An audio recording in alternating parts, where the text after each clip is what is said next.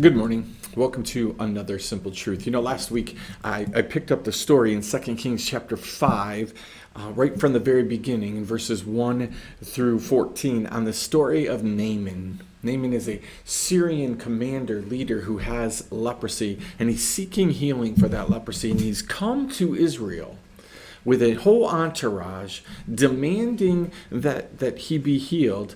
And he was sent to the prophet, who doesn't even come out and entertain him, doesn't even do a face-to-face, doesn't give him the respect that Naaman thinks he deserves. And so the prophet tells him something very unique. Go to the Jordan, dip yourself in it, wash yourself in it 7 times, and you're going to be healed. Naaman's response is that he expected that there was going to be some hocus pocus and some fanfare with this whole thing, and that the prophet would come out, that he would call on his God, and that he would raise his hands and put them over the spot of leprosy, and that the leprosy would go away. And then we pick up the story where it says this: Are not Abana and Pharpar, the rivers of Damascus, better than all the waters of Israel? So Naaman is told to do this, and it gets upset. He gets angry because of his expectation of the way that it should have gone, instead of anticipation of the way that God wants to use him and wants it to go. Remember that the prophet said that healing was going to happen. So Naaman is upset with the way that healing is going to happen. And we talked about that last week. So sometimes we're just upset with the way that something happens. We want something to happen, but then how it happens, we get frustrated with that. And so Naaman compares it with what he knows. Why would he send me to the Jordan River? Aren't there rivers in Syria that are better, that are cleaner, that are nicer to go into? And so he compares and looks at what God says to do and says, wait, there should be a better option. This isn't making much sense to me. Remember that Naaman traveled to Israel to get this healing. And so somehow in his disappointment, in his frustration, and even his anger over how this whole thing happened, Naaman's kind of losing sight of the fact that it would make more sense to do this in the Jordan, that he had traveled to the prophet, to Israel, in order for this to happen. That sometimes when we get disappointed, I don't know about you, but sometimes disappointment brings about frustration and a cloudy mindset. We're not thinking right. We're not thinking straight. Oftentimes, too often, we tend not to let the voices that could bring reason to us in. We're just irrational.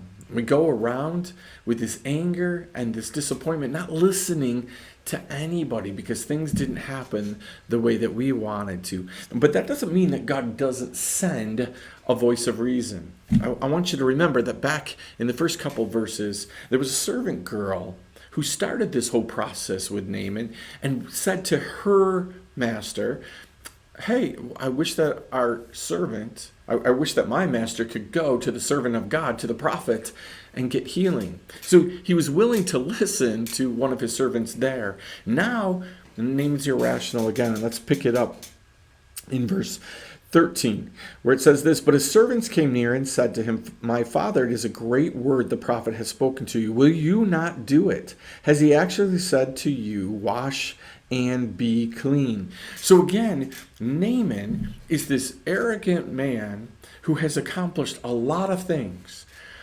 But there's something within him that tends to get me to think that probably it's what was attractive to God. Naaman, even with all this pride, even with the arrogance and disappointment, even with not understanding what was going on, twice now has been given information from those that are below him, those that actually serve him. The first young woman he listened to, and so now he's given advice again by some of his servants. This is a great word you've been given. Aren't you going to wash and be clean? They get his attention back to what the whole purpose of this trip was. The whole purpose of the trip was for healing. It wasn't for how the healing happened. It was for healing. And sometimes you and I need that voice to come in and say, are you forgetting what the purpose is? I work within the church. And too often there's meetings where this needs to really be said, where people need to be around. Are you forgetting what the purpose of what we're doing is? It's not to get caught up in the how it's done.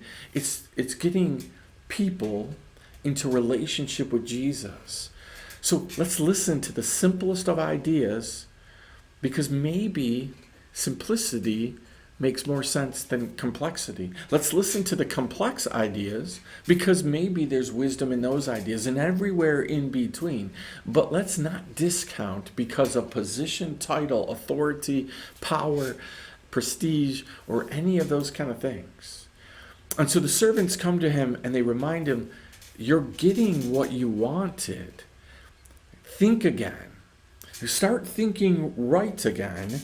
And notice in verse 14 it says, so he went down and he dipped himself 7 times in the Jordan, according to the word of the man of God, and his flesh was restored like the flesh of a little child, and he was clean.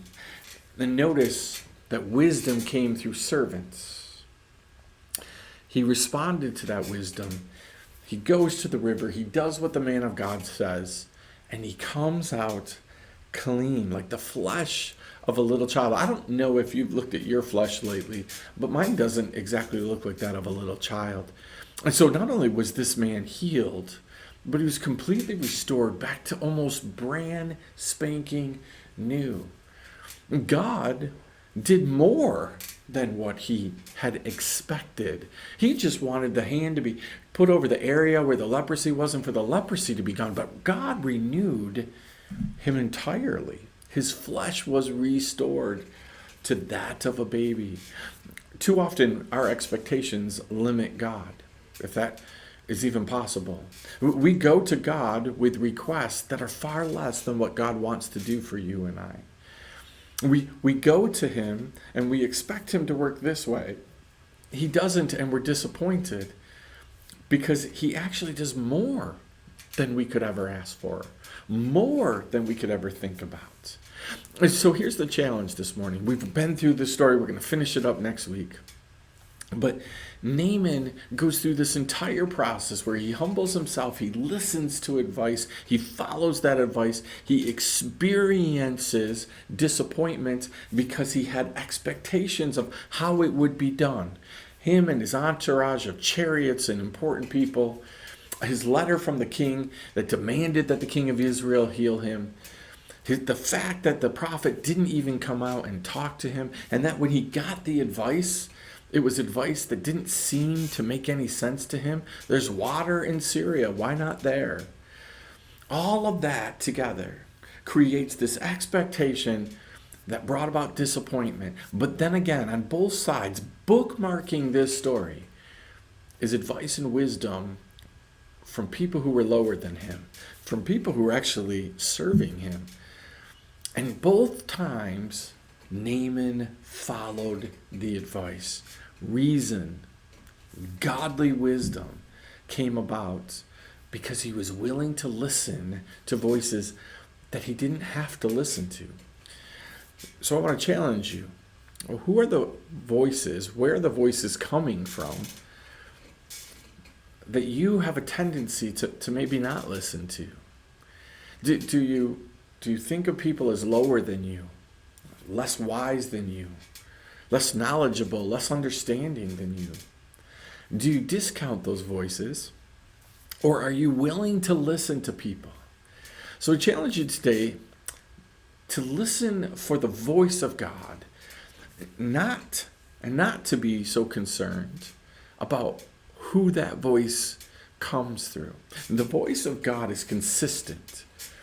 It's always truth. And it always is meant to encourage us to become who we're supposed to be so we can better do what we're supposed to do. Look and listen for the voice of God today around you.